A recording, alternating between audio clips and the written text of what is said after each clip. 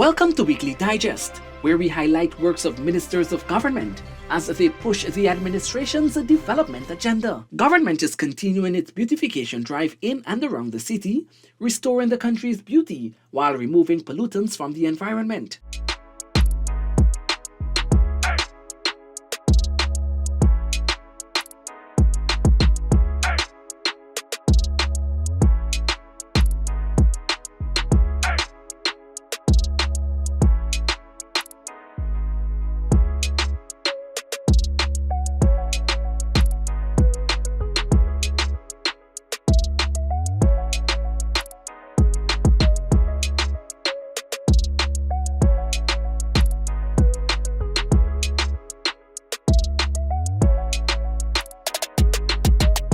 What we've done today is basically the start of a national cleanup campaign.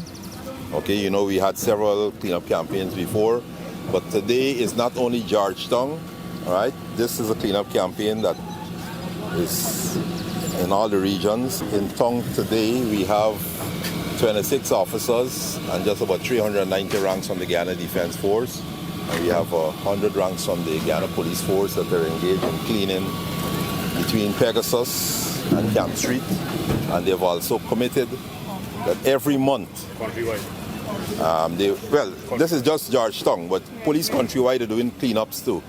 Minister Rodriguez also led a team of soldiers in the national enhancement exercise.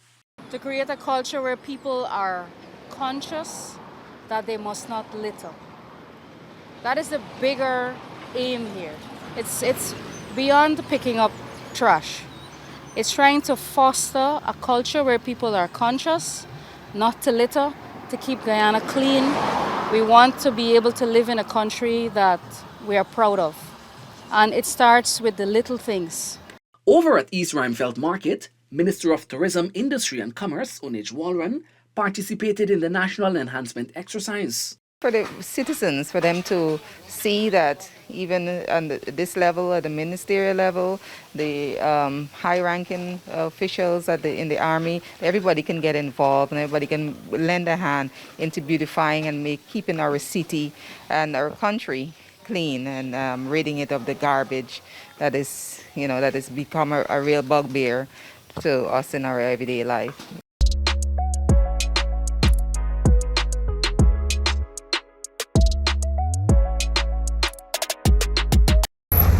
Also currently training a parallel unit that will work with City Council to make sure all the pumps and sources in the city, that those are maintained and that they are operated on time.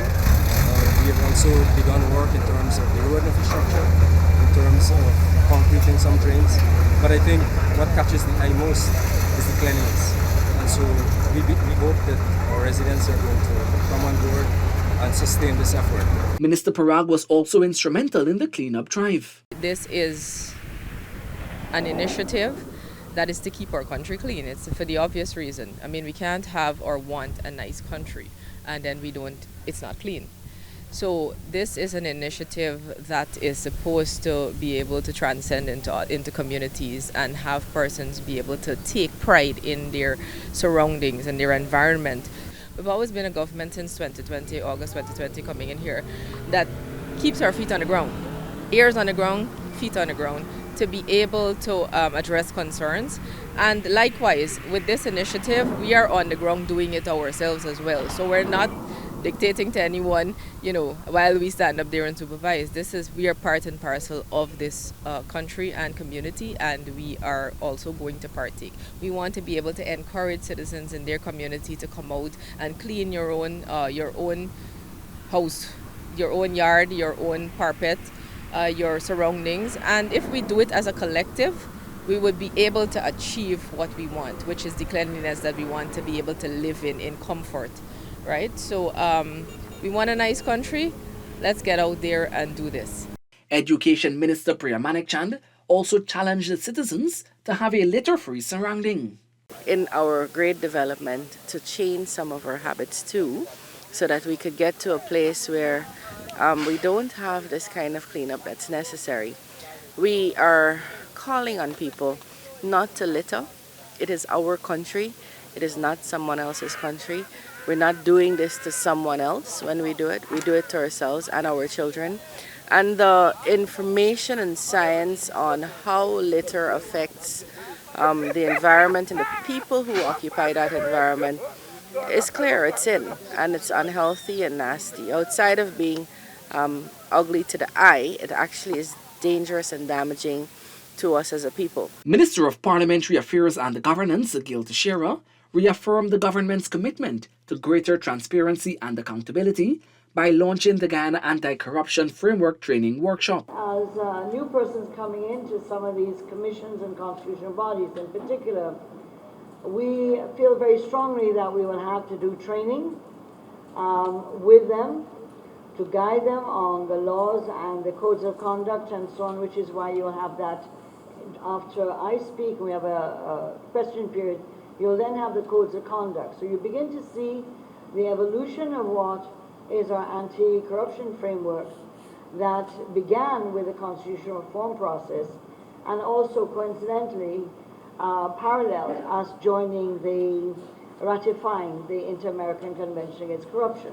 Hundreds of farmers will soon get to transport their produce from the islands in the Essequibo River to the mainland in Region 3 as a new wharf is set to be constructed at Hubu. That from among yourselves, who are going to be the beneficiaries, name 5 people who's going to work with my engineers, and within 1 month, they have to go through this entire place, review it, and come up with the best option and the best alternative. The Ministry of Public Works signed a $640 million contract with Rail India Technical and Economic Service Limited for consultancy services for the construction of the Ogle to Hakesbosch Eccles Road network. The signing of this contract today is very important because they need to immediately oversee the removal of utilities along the corridor to ensure that the civil works component can kick into gear. Expansion work valued $1.8 billion undertaken at the Chedijagan International Airport is practically completed, paving the way for larger aircraft to touch down there. Minister of Public Works Bishop Juan Edgell hailed this project as monumental as he inspected the work. That was important for the future of where we're going as a country. Right? Very soon, you will hear about other airlines that will be coming to Guyana because we are negotiating that, we are discussing that, we are finalizing that. And we have to be able to develop. And this airport that we inherited when we came into government did not have the capacity to accommodate Code D and Code E type aircraft. And we wanted an airport that could accommodate that. We insisted with China Harbor, we got that, and we can now accommodate it. Minister within the Ministry of Public Works, Deodat Indar, visited Good Fortune Region 3, where he announced that roads and drainage maintenance is on the cards of his ministry to alleviate flooding in the community. Every house that we stopped to meet with the community residents, every house had a problem with a small concrete drain, maybe 6-7 feet. Some of them are blocked. So the community get a lot of flooding. So we are doing the road, but we have to do the drains as well. As such, Minister of Public Works Bishop Juan Edgell visited a number of riverine communities along the Berbice River as heavy rainfall continues to affect a number of regions across Guyana. The need for improved safety practices in the local maritime sector was underscored by Minister of Public Works Bishop Juan Edgell. Minister Edgell was speaking at the naming ceremony of the Sea Corps Marine vessel held at the Guyana Shore Base Incorporated, Houston, East Bank, Demerara. It is said that the greatest threat to safety and security is to believe that there is none. If you believe that there is none, that's the greatest threat. It's not anything else. We must operate in an environment where we believe that it is important. And I would want to see higher standards as it relates to safety and operation of the vessels in our waters, our coastal waters and in our EEZ. Agriculture Minister Zulfikar Mustafa met with a delegation of senior government officials from Trinidad and Tobago to discuss agricultural development. The possibility for exchange of programs in the areas of crop development, the management of pests and diseases, genetic material for crops and livestock, among other things were discussed. Minister Mustafa said Guyana was able to develop a solid agriculture sector by ensuring the necessary resources are made available to farmers. He also commissioned $37 million worth in agri-machinery at the Guyana Marketing Corporation Pack House Sophia as government strengthens the GMC's capacity and improves the services that are being provided to farmers, processors and exporters. Today as a government, we are driving Guyana, we are driving the agri-food system, the agriculture agenda. Our president is leading excellently in that field, so much so that the entire Caribbean are looking forward to Guyana for its leadership. On the health blotter, the Ministry of Health and the Pan-Caribbean Partnership Against HIV and AIDS, PANCAP, has begun its South-South Knowledge Exchange event that will be focusing on Guyana's experience in implementing pre-exposure prophylaxis and HIV self-testing. Minister Dr. Frank Anthony outlined Guyana's method of identifying and treating persons with HIV and AIDS. And one way of doing that is obviously to do PrEP. So we, maybe about 2 years ago, we were only doing PrEP for discordant couples, and now we have changed that to make sure that PrEP is available to everybody. As resources in the fight against HIV and AIDS dwindles globally, countries are being urged to work collectively to reduce the spread of the virus. Minister Anthony said sharing best practices and information to strengthen programs is necessary. In terms of treatment and care, we have, I think, a fairly robust program. We are also working to look at the various medications that we use and perhaps to revise the guidelines to reflect newer ways of treatment. Meanwhile, the ministry is also prioritizing the training of nurses to supply the imminent demand that will emerge from the infrastructural development in the health sector. Guyana will be working with the World Health Organization Collaborating Center in Brazil to address the deficit of nurses locally. We have engaged them, and they are right now designing a hybrid program for Guyana for registered nursing. Right? In another 2 to 3 months, we want to have that program up and running. And at the minimum, once that program is up and running, we want to start training at a minimum about 500 persons using this hybrid method of online. And then you come into special simulation centers that we will develop so that you can get practical training. United States of America will be donating a batch of COVID-19 vaccines to Guyana to beef up its fight against the COVID-19 pandemic. We're very pleased with this announcement because it would allow us to continue our vaccination program and make sure that every child who requires a vaccine would be able to access one, and every adult who requires a vaccine or a booster shot would be able to access it.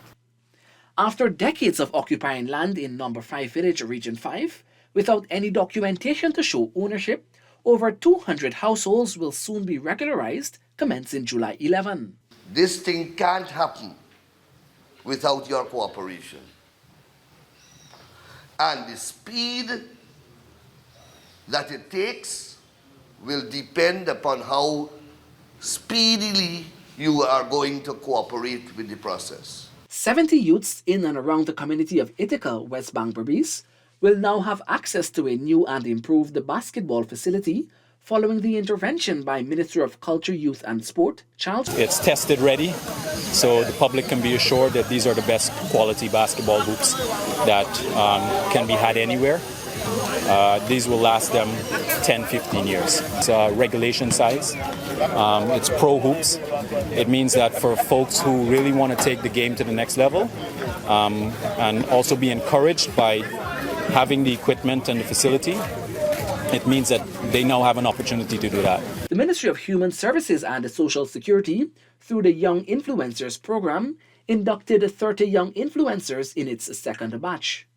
The minister also led an outreach to Monrepo and Buxton on the east coast of Demerara, providing on-the-spot social services and providing avenues to access it. I think that this is the way to go because sometimes people get very frustrated trying to access services. Sometimes they're not aware of the services and where to go, how to get them. So this initiative that we started since then, it's a growing initiative. I have found tremendous satisfaction in it because not only the smile that you get from people when they say, oh, this is it, or I can get this, but it's when there is an issue that comes to conclusion and it's resolved right on the spot in their own community. The government will construct the first 10 homes for families in Cocorit, Region 1, as part of a process to permanently relocate residents from the flood-prone waterfront area. And having discussed with your Tushao, we have come to the conclusion that we cannot continue to operate in this village and live in the manner in which how we are living now. And so as a result, we had actually placed Cocorit as one of the first priority village for assistance in our hinterland housing program. Brazil and Guyana, through Minister of Home Affairs Robson Ben, inked 2 agreements at the recently concluded inaugural ministerial meeting against the transnational organized crime in South America held in Brazil. The agreements were made to increase cooperation to combat transnational organized crime and to fight and enforce additional preventative measures against illegal narcotic drugs and psychotropic substances, terrorism, trafficking in person, smuggling of wildlife, coal and minerals, trafficking of firearms, ammunition, explosives and their parts, money laundering, forgery and cybercrimes. Minister of Natural Resources Vikram Bharat informed the parliamentarians in Uruguay that Guyana remains focused on its carbon emission agenda and is working towards keeping their numbers negative.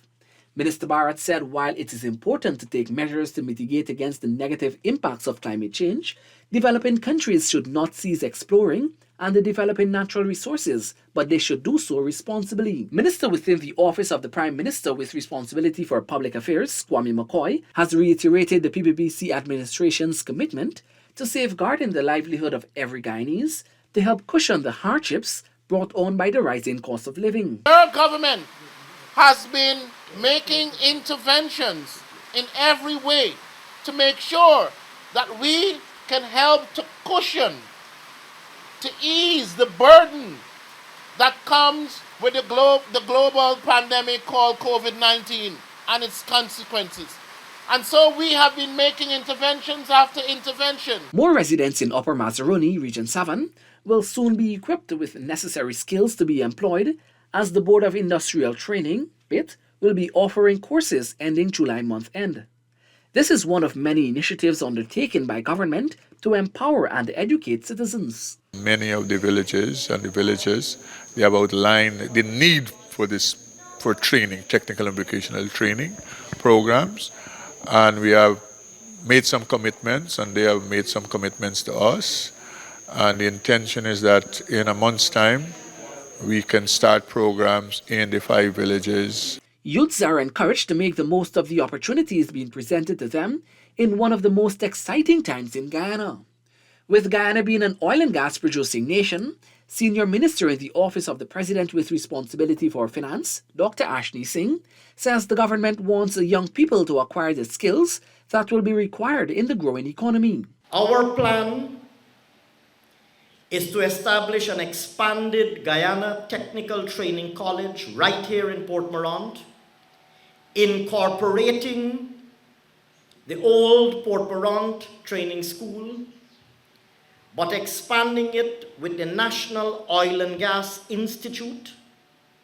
The National Oil and Gas Institute will be located right here in Port Morant, and that is an institute that we're developing in conjunction with ExxonMobil. Prime Minister Brigadier Retired Mark Phillips and Attorney General and Minister of Legal Affairs Anil Nandlal Senior Counsel held a meeting with residents of Golden Grove on the east coast of Demerara to discuss their safety and security concerns. They reassured the residents that the government would ensure that the family of the late Quindon Bacchus receive justice. Additionally, a number of issues were discussed and addressed. Residents of North Sophia engaged several government ministers to further strategize development of their community, including the provision of jobs for young people and upgrading of their community center. All of these things are part of our role as communities if we want to be able to build wholesome communities, and I challenge you to be able to get down to the task, and let's all work towards improving this community as we work towards improving Guyana in general. Meanwhile, Minister Walron highlighted that the ministry is open to providing business opportunities for the youths in the community. My heart and desire is for the young people and for a lot of you to be able to own your own business, to be able to get engaged in your own enterprises, to be able to come together as consortium so you can get contracts. So we'll be doing training so you can learn how to bid. So there'll be many things, business opportunities that I think I would want you to get involved with and want to, you come together as groups and so those are the kinds of things we'll be looking at. Meanwhile, Minister of Local Government and Regional Development Nigel Darmlal and the Minister within the Office of the Prime Minister with responsibility for public affairs, Kwame McCoy, distributed small business grants. You have to have ambition to spend this money. And don't look at the amount, but look at what it can do. And so we hope that you are going to put it to good use. Our intention is that we will work with you to enable you to grow, to empower you, to make you move from one stage to the other, upward, and to move so progressively over the next few years. That's it for this edition of Weekly Digest. For these and other government-related information, do log on to our website, dpi.gov.gy, and our social media platforms as well. Goodbye.